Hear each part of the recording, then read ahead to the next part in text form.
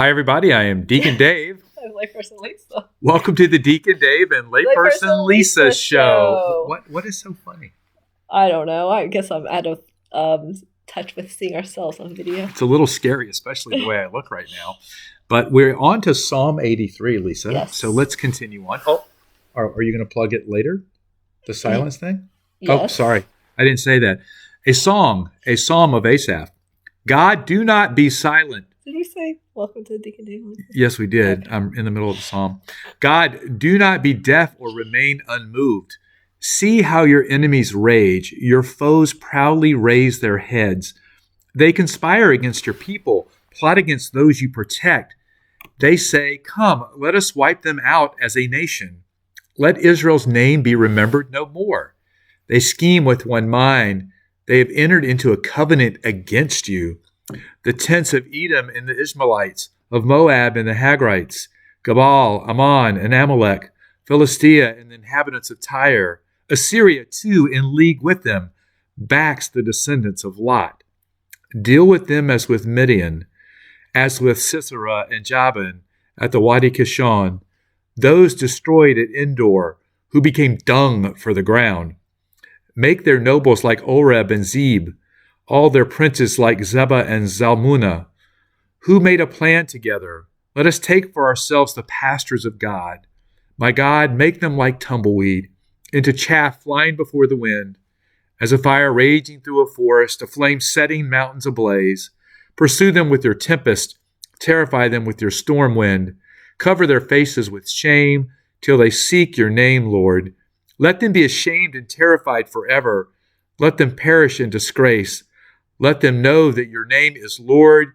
You alone are the most high over all the earth. So what do you think? I have two words. Okay.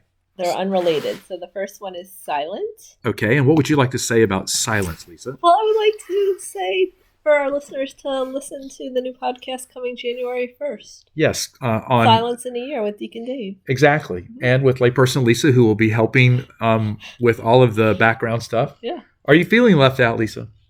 A lot, yeah. You are? Yeah. Do you want to be on the podcast? No, I'm just kidding. Okay, because I don't want you to feel left out because I really care about you and I don't want you to feel left out. Okay. Okay, so if you change your mind, let me know. Okay. All right. But I have to say something because I am preparing for this podcast. Yes. It is based on Cardinal Sarah's, I'm going to say. Yeah, just own it and go with it. Yeah, The Power of Silence. Mm-hmm. And one of the things that I actually read this morning. Oh, yeah. You're still reading and not recording? Yes, I'm still reading and not recording, Lisa. Okay. So I wasn't ready to record because I want to have a background because it's going to be on YouTube as well. Yeah. So I need to have all of that set up before I start start recording. We don't do any background when we make our episodes. Yeah, but this is going to be a professional one. I'm going to take this to the next level. That's why I'm not on it.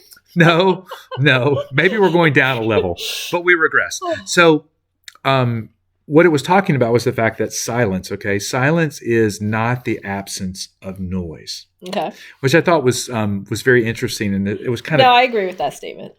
It says that silence is actually a presence. Okay. Which is obviously the presence of God. Right. And I think that in this particular case, I was talking to someone this morning, mm-hmm. and I was talking to them about this exactly. I said, we could be in this busy restaurant, right? Yet we can have an encounter with the presence of God, with whoever we're sitting with something in the room, with maybe the person that's waiting on you. There are all of these opportunities where, in the silence, if you will, we can experience the presence of God, even though there's all of this crazy noise going on. Yeah, I did a talk on that. You did? What was that? When was that?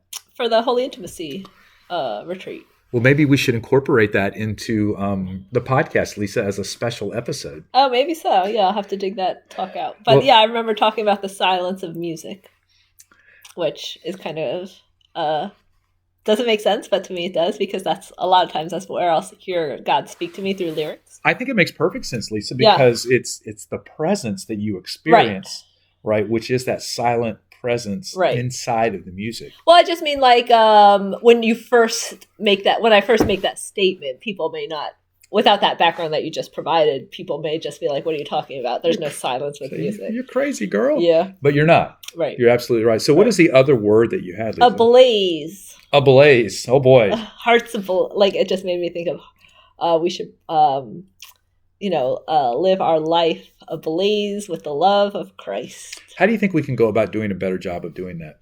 Well, I think one of the things that we recently heard was when we enter an environment, just to allow to pray, like, for us to love the people like God loves them, and to feel what God feels for them. And I think that can really help spread the love of God. And I think ultimately it spreads the love of God inside of our own hearts. Yes. Right? Because we don't allow whatever is going on in our environment to have an impact on our disposition. Yes. Because the permanent disposition of a disciple of Jesus is one of love. A joy that is ablaze. Oh, yeah. How's that? All right. Well, I'm Deacon Dave. Yeah, mic drop that. I'm Layperson Lisa. See you next time. Bye.